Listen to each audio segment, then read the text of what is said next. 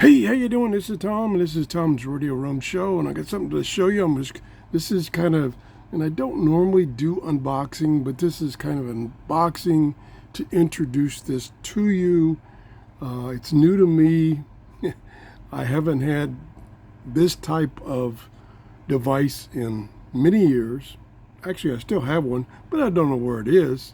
One similar. The one I have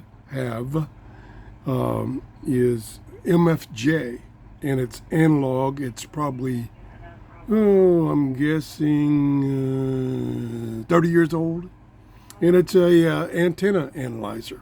Now this one they call a network analyzer, but to me it's an antenna analyzer. And this comes from GOOZEEZOO, and it's a model NanoVNA-H4. There's several models. This one is on Amazon for $75. Comes in a real nice box. Now, some people say, what difference does the box make? To me, it just gives me a good feeling about a product when they go the extra mile and put it in a nice box. Doesn't necessarily mean it's a better product. It just means it's an indication that it's a better product. Anyway, so I'm going to just show you what comes with this package, and then I'll do another video where I actually test it. And what I've been doing is, last year when we had 2 hurricanes back to back, they destroyed my outside antennas, of which I have about a dozen set up, and they just brutally murdered them. Matter of fact, my long time G5RV, I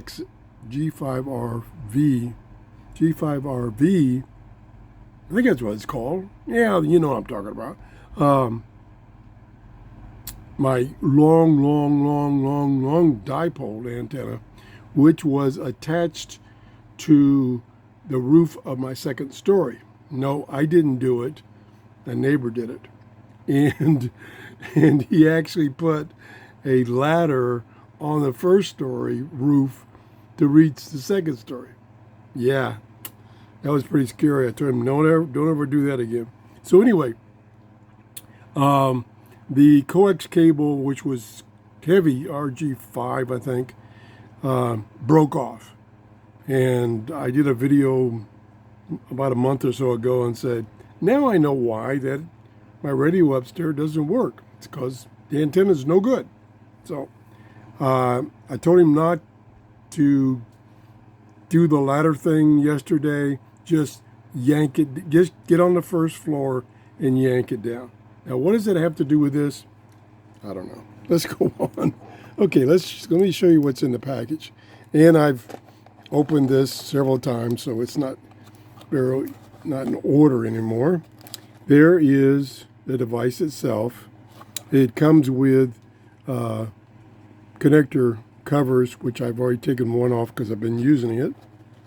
And I just turned it on briefly, just to show you the screen. Nice big screen. There's an earlier version of this with a tiny screen. This is a nice screen. Nice and bright. Okay, let's turn it back off, conserve the battery. Comes with, guess what? A flow diagram.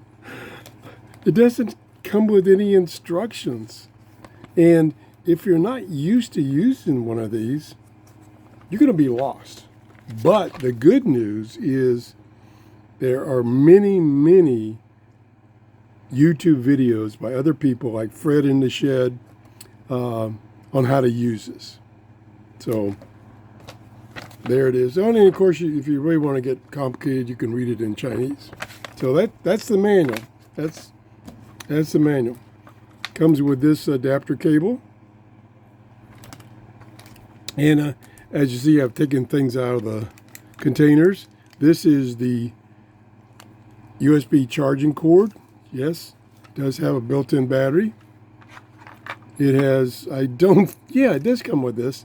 This is a carrying strap, and on the end of the carrying strap has this guitar pick that you can use to use the touch screen. Also, it comes with, and this is what I use, this guy right here. I use this to select things on the touch screen. Another cable here, and a bunch of adapters. This probably is, I'm guessing this might be from something else. I'm not positive. And then these were all in a pouch, which I took out. These are some more adapters, plus the 3 little ones right here. They are used to calibrate the device. There's one that is a short. No, this is the open. There's no pin. That's an open. There's a short with a pin in the middle. And then this is 50 ohms. And what you have to do is, before you use it to do some measurements, you have to calibrate the system using these 3 steps. You apply each of these connectors and have it do a calibration. I'm not going to show you the calibration. There are dozens and dozens of videos out there that show you the calibration process. I'm not going to show you that. That's boring. Boring. What I'm going to show you is test results. And what I'm going to mainly concentrate on is the signal duration, signal SWR. I'll get it right. Oh boy, my problem is I get so excited about these things and I can't even talk. I'm sorry. So we are going to do that. I'm going to start with my disc cone antenna. I have a disc cone antenna. It's been up maybe 12 years. I use it for my reception station that was provided to me to monitor ships in my area. The ships nowadays, not necessarily boats, but boats too, have transponders that send out their position. And there's a whole network of these systems that were set up by a university, I think in Europe someplace. And they sent me one. They will send you one if you meet their requirements. And so I opted not to use the antenna they sent me because I had this disc cone antenna, which was on the peak of my second story, which put it way up in the air. And I figured, well, it's a disc cone. It's going to cover the band.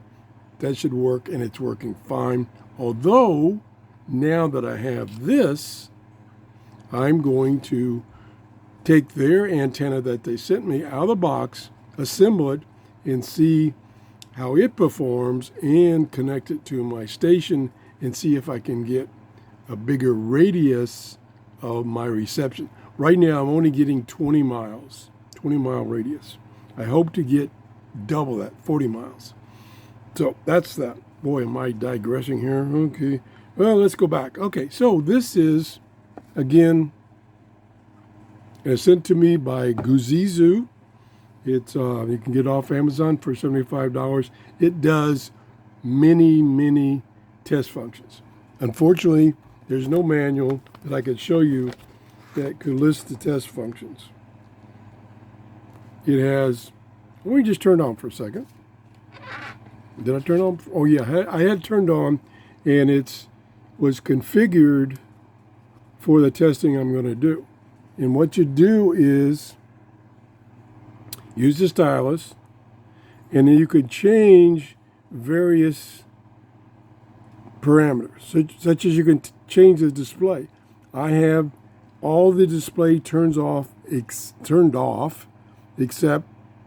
SWR. So we come up here, click on display, trace, and then you can have up to 4 traces. And I'll just temporarily turn them on. There's one there. There's a Smith chart. And there's, I don't know what that one is. I'd have to go back and look. And of course, it's updating real time. And I don't have anything connected, so you turn these off if you don't want them to have all cluttered all over the place. There.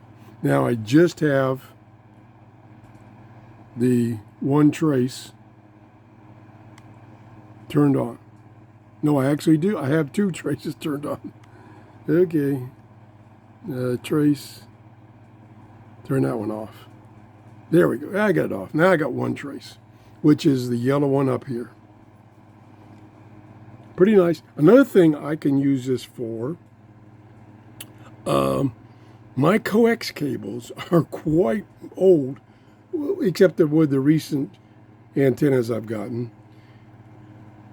Some of them been up for like 40, 50 years, and I have no idea the condition, which, you know, could deteriorate the signals coming into my radios.